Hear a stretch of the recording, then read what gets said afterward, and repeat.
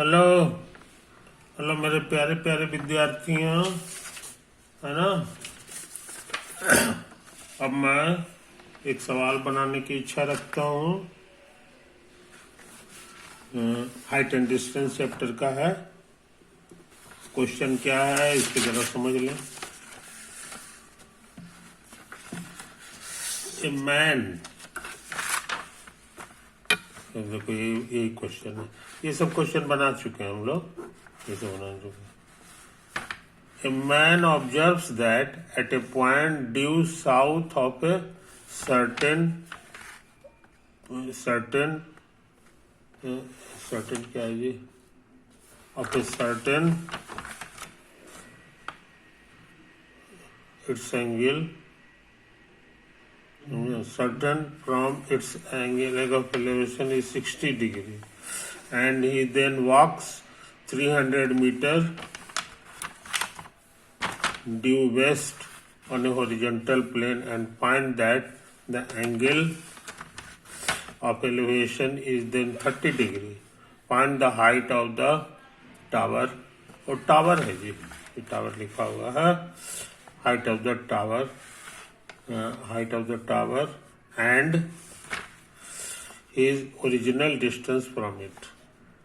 तो कोशिश करें, है ना। ये देखो, पहले ये मान लो कि यही तुम्हारा जमीन है कि नहीं। जमीन है तो जमीन में जो है, जमीन में जो फोटो हम लोग बनाते हैं ना, तो जमीन में 4 दिशाएं होती हैं, उत्तर दक्षिण पूरब पश्चिम। उत्तर को अंग्रेजी में नॉर्थ कहते हैं, है ना। साउथ कहते हैं दक्षिण को, और ईस्ट कहते हैं पूरब को, वेस्ट कहते हैं पश्चिम को। ये 4 डायरेक्शन होते हैं। तो हम लोग फोटो बनाते समय बताते नहीं हैं, मगर फिर भी ये जो ऊपर का डायरेक्शन होता है ना, इसी को नॉर्थ माना जाता है। नॉर्थ का मतलब उत्तर, समझे। बोलचाल में जो उधर उत्तर बोलते हैं ना, वही। कोई दिक्कत? याद रहे, उत्तर जो होता है ना, हम लोग का हिमालय पहाड़ भारत के नक्शा में हिमालय पहाड़ सबसे ऊपर है ना, तो वही उत्तर में रहता है। इधर जो है हिमालय, हमारे इंडिया में जो है हिमालय पहाड़ होता है। अच्छा, और उत्तर का ठीक उल्टा होता है दक्षिण। दक्षिण, इसको हम लोग कहते हैं साउथ, समझे। और उत्तर की तरफ फिर मुंह कर लोगे ना, उत्तर की तरफ मुंह, तो ये जो दाहिना तरफ हाथ पड़ेगा, समझे। ये दाहिना तरफ जो हाथ पड़ेगा, दाहिना माने राइट, इसी डायरेक्शन में होता है ईस्ट। ईस्ट को पूरब कहते हैं, समझे। पूरब इधर ही सूरज उगते हैं, याद रखिए। सूर्य भगवान इधर इसी तरफ उगते हैं। तो हर डायरेक्शन को जानना चाहिए। इसी का उल्टा होता है वेस्ट। वेस्ट, इसको पश्चिम कहते हैं, है ना। इधर ही हमारा पाकिस्तान है, पाकिस्तान इधर ही रहता है, समझे कि नहीं। तो ये सब 4 डायरेक्शन हम लोग याद रखते हैं। तो इसको शॉर्ट में कैसे लिखते हैं, सो देखो, N फॉर नॉर्थ हो गया, आई हो जाएगा साउथ। दाहिना तरफ ईस्ट होता है, ईस्ट माने पूरब हो गया। इधर ही सन भगवान उगते हैं, है कि नहीं। इधर हो गया वेस्ट। तो अच्छे लड़के जो है इन छोटी छोटी बातों को याद रखते हैं, है कि नहीं। अच्छा, अब क्या है सो समझ लो। A man observes that at a point due south of a certain tower. अब एक टावर है यहाँ पर, मान लो कि यही तुम्हारा टावर है यहाँ पर। तो टावर जो है वो तो आसमान में रहता है ना, तो हम लोग ये मान के चले कि हमारा टावर जो है इस तरह से खड़ा है, इस तरह से खड़ा है, समझे कि नहीं। इस बात को समझ लो, इस तरह से टावर हमारा खड़ा है। या दूसरा कलम से देख लो, देखो इस तरह से ये टावर हमारा खड़ा है कि नहीं? तो इस चीज को समझ लो। अच्छा, अब इसके टावर का ये बॉटम हो गया, ये बॉटम ऑफ द टावर। अभी सवाल बना नहीं रहे हैं, तो यहाँ पर हम लोग चार गो लकीर, एक गो लकीर खींच सकते हैं, दो ठो ऐसे ऐसे खींच दो, है कि नहीं? ऐसे ऐसे 90 डिग्री पर। चूंकि अभी अभी सिखाए हैं फोटो में, ये मेरा नॉर्थ कहलाएगा, एन फॉर नॉर्थ। ठीक है, ये हमारा साउथ हो गया, ये हमारे लिए ईस्ट हो गया, ये हो गया वेस्ट। ये हम थोड़ी देर पहले बता चुके हैं। नॉर्थ दाना तरफ ईस्ट, इसी का जोड़ीदार इधर साउथ हो गया, इधर वेस्ट हो गया, है ना? तो क्वेश्चन का मेरा कहना है कि ए मैन, एक आदमी है जो ऑब्जर्व करता है, मैंने देखता है, एट ए पॉइंट, किसी एक पॉइंट को देखता है जो due south of a certain tower. एक टावर के साउथ डायरेक्शन में एक पॉइंट है। तो फोटो में जरा देखो, टावर यही है हमारा, है कि नहीं? इसका साउथ डायरेक्शन हो गया, हमको लगता है इधर, है कि नहीं? ये डायरेक्शन साउथ हो गया। तो यहीं पे एक पॉइंट है जिसको वो बेचारा देखता है। तो यहां से नहीं देखेगा, वो आसमान में जो होगा ना टॉप, वहीं से देखेगा। ये चीज है, यानी कि ऐसे समझ लो, ऐसे है ना, ये है ना, तो ये पेंदी से यहाँ पर वो लगता है ऑब्जर्वर है, वो इसको देख रहा है। आई बात समझ में? इसको समझ लो। अच्छा, और देखने पर उसने क्या पाया कि it's angle of elevation is 60 degree. अरे राम, नहीं जी, लिखा हुआ एंगल ऑफ एलिवेशन, है ना? ड्यू, इसका मन ऊपर से नहीं देख रहा है, ऑब्जर्वर हमारा यहीं पे है, जमीने पे है, समझे? Observer, a man observes at a point due south of a certain tower, its angle of elevation, नहीं गलत बता दिए, यहां पर तो टावर है, ये टावर का पोजीशन है, यहीं से देखता है, यहीं पे ऑब्जर्वर है। अंग्रेजी इसका यही कह रहा है, समझे कि नहीं? यही वो पॉइंट है साउथ डायरेक्शन में, यहां से वो देखता है टावर को। टावर को जाहिर है कि टावर जो है मुंडी को देखेगा, है कि नहीं? इसी को देखता है। अच्छा, तो एंगल ऑफ एलिवेशन, हॉरिजॉन्टल के साथ ये लकीर जो एंगल बनावेगा, है ना, उसी को एंगल ऑफ एलिवेशन कहेंगे, जो 60 डिग्री है। तो यहां पर हम बढ़िया से लिख रहे हैं, let that tower be, that tower be A B, whose bottom is a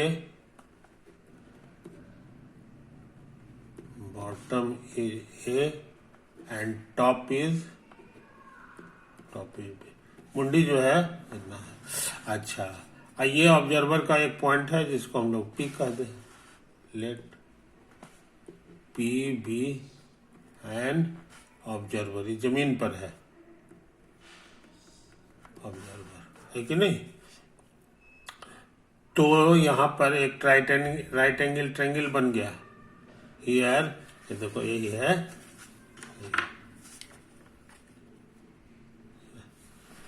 ये तुम्हारा ए है, ये तुम्हारा बी है ना, और ये तुम्हारा पी है। तो यहां पर तो 90 डिग्री बन रहा है, इसको मिला दो, मुंडी टॉप को इससे मिला दो, तो राइट एंगल ट्रायंगल हमारा बन गया। उसका नाम पड़ जाएगा A B P. Here we have a right angled triangle A B P, समझे? ना हो तो इसका नक्शा भी बना दो।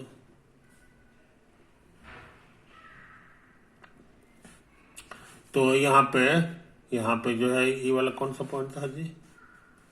हाँ, ये बॉटम है टावर का, तो ए है, तो इसी को मान लो। यहीं पे 90 बन रहा है। और इसके बाद ये वाला पॉइंट हमारा पी है और ई है टावर का मुंडी, समझे? यही टॉप ऑफ टावर है, टॉप ऑफ टावर है। और यहीं पे ऑब्जर्वर है, याद रखिए, ऑब्जर्वर। तो ऊपर दूरबीन लगा के देखेगा तो दूरबीन का रोशनी इधर आ गया, ये जो है इसकी आंख पे गिरता है। अच्छा, तो यही वाला जो एंगल है ना, एंगल ऑफ एलिवेशन कहलाएगा। एंगल ऑफ एलिवेशन इसमें लिख दिया है कि एंगल ऑफ एलिवेशन इसका जो है कहा गया जी 60 डिग्री है। इस angle of elevation is 60 degree, समझे? ये तो कहानी है। अच्छा, अब सुनो, अब कहता है ना, ही देन वॉक्स 300 मीटर ड्यू वेस्ट। अब वो आदमी यहां से चलता है, यहां पर आदमी था, अब वो चलता है किधर? तो वेस्ट। वेस्ट किधर है तो समझ लो वेस्ट माने इधर, इस डायरेक्शन में ये चलता है। यही इस आदमी का वेस्ट हो गया। कितना दूर चलता भैया? तो लिख दिया 300 मीटर चलता है। तो मान लो कि चलते चलते वो आदमी यहाँ पहुंच गया, समझे? यहाँ पहुंच गया, इसको क्यू कह दो, इसको क्यू कह दो। तो ये जो है ना तुम्हारा 300 मीटर लिखा हुआ है क्वेश्चन में, समझे? ये हो गया new position of observer, new position of observer, समझे? अब वो फिर से देखेगा इसको। अब वो टावर का पेंदी से मिला दो और टावर तुम्हारा यही है ना? टावर,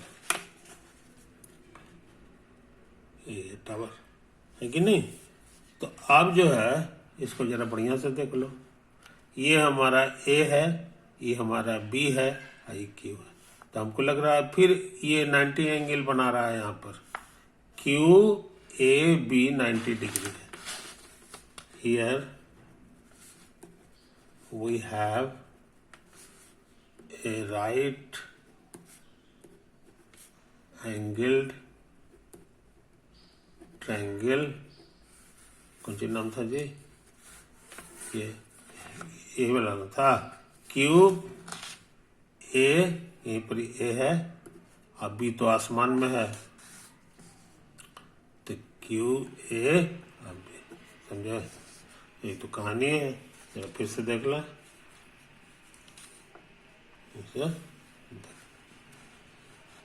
ये टावर हो गया और यहीं पे ऑब्जर्वर है, इस बार यहीं पे ऑब्जर्वर है। तो ऑब्जर्वर, ये लगता है हॉरिजॉन्टल लकीर है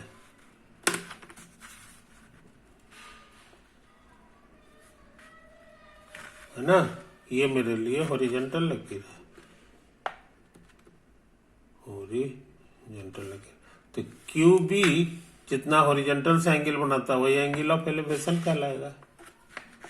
तो हम लोग यही एंगल 30 डिग्री लिखे हुए हैं, जरा इस पर नक्शा बना लो।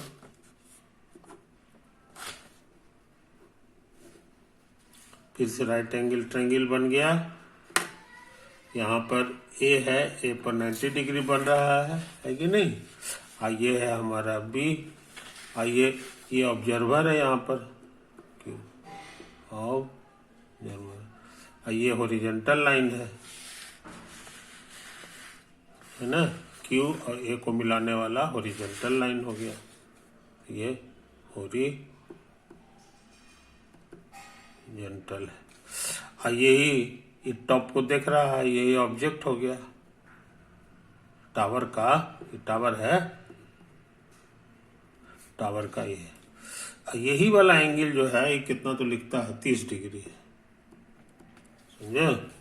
तो क्यू से देखने पर उसको हाँ, angle of elevation is in इतना, फाइंड्स दैट। तो हमारे पास दो राइट एंगल ट्रायंगल बन गया, एक यहाँ भी बन गया, एक यहाँ भी बन गया, है कि नहीं। इसमें से कुछ चीज हमको मालूम है, कुछ चीज क्या मालूम है तो समझ लो। वो है ये, अच्छा एक पतला राइट एंगल ट्रायंगल और बन गया जी, ये देखो यहाँ पर, ये भी तो राइट एंगल ट्रायंगल है, ये जमीन पे बन गया, ए पी क्यू। इसको भी ना तो काट के निकाल लो, कुछ कीजिए जी, क्यू पी ए, समझे। ये तो है। इस राइट एंगल की खासियत यह है कि हमको थोड़ा सा चीज मालूम है, वो है क्यू से पी की दूरी। ये क्वेश्चन में लिख दिया है 300, समझे। तो जो चीज मालूम है वो हम लोग यहाँ जमा कर लिए हैं। वो हम लोग 3 को राइट एंगल ट्रायंगल हमको जमा हो गया। अब हमको निकालना क्या है जनाब, हमको निकालना है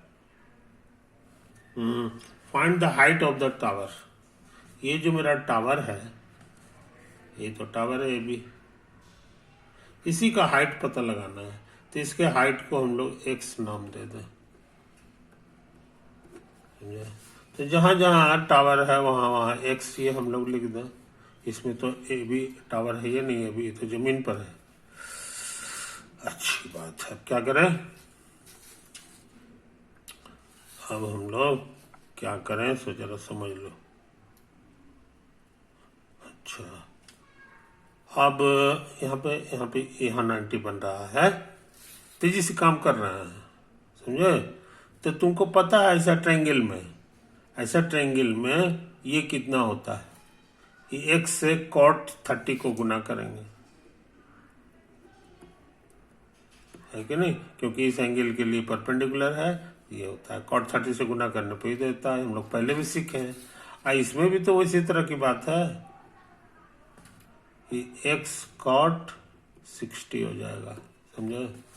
अच्छा, ये एपी लिखा हुआ है, एपी यहाँ भी लिखा हुआ है जी, तो ये तो उतना ही चीज आ गया, ये भी x cot 60 डिग्री। अच्छा, और उसके बाद यहाँ लिखा हुआ है कौन सी लिखा हुआ है, ए क्यू।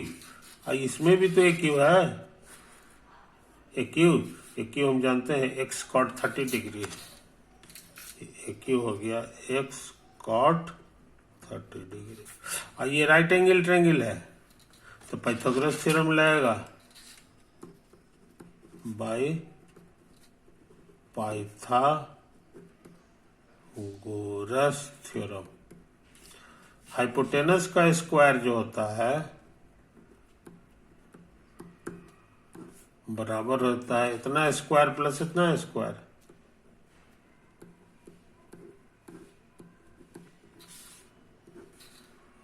x cot 60, समझे। अब इक्वेशन आ गया, अब इसी से हमको x मिल जाएगा, तो x हो गया। अब cot 30 कितना होता है ये हमको याद होना चाहिए, नहीं याद है तो फिर से याद कर लो। cot 30 का मतलब होता है cos 30 अब बाई sin 30।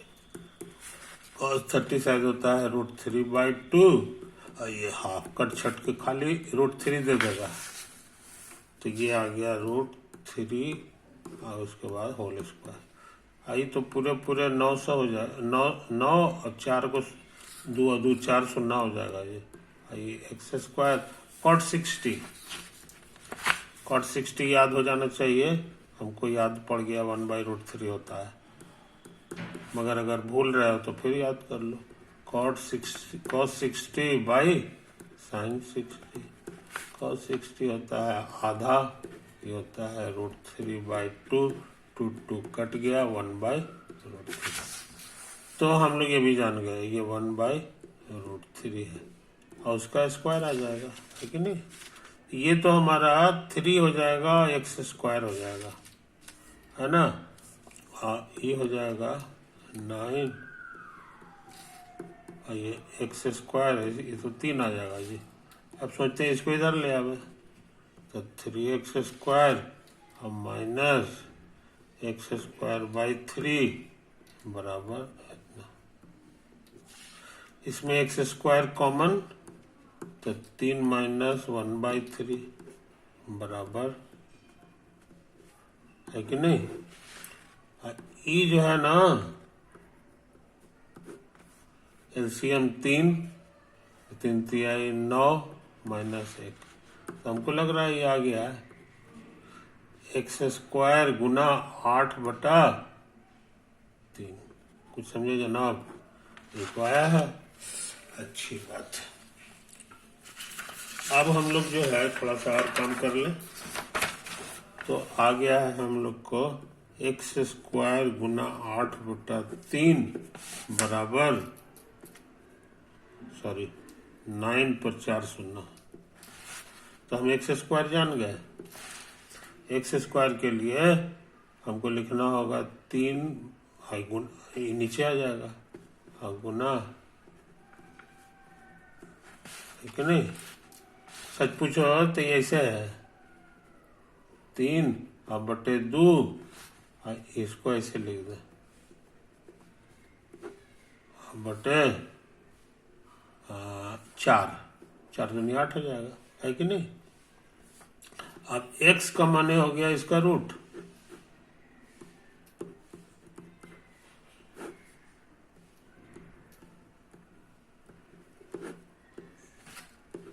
इसमें ये तो हमको ठीक है। और ये जो है ना, इसको हम चाहे तो लिख सकते हैं 300 का होल स्क्वायर, और 4 का माने 2 का स्क्वायर। तो ये रूट हम लोग जान गए, 3/2 और गुना स्क्वायर खत्म, 2 से कटेगा तो 150 हो जाएगा, 150√3/रूट। हम लोग नीचे रूट पसंद नहीं करते हैं, तो लिख देंगे 150√3/2, जबरदस्ती ऊपर भी गुना करें और नीचे, तो आ गया 150 और रूट ये आपस में गुना होकर के √6 हो जाएगा, और ये आपस में गुना होकर 2 हो जाएगा। 2 से कटेगा 75 बार, तो हम लोग आंसर जान गए 75√6, और यूनिट है इसका मीटर, तो मीटर लिख देंगे। तो एक्स हम लोग जान गए,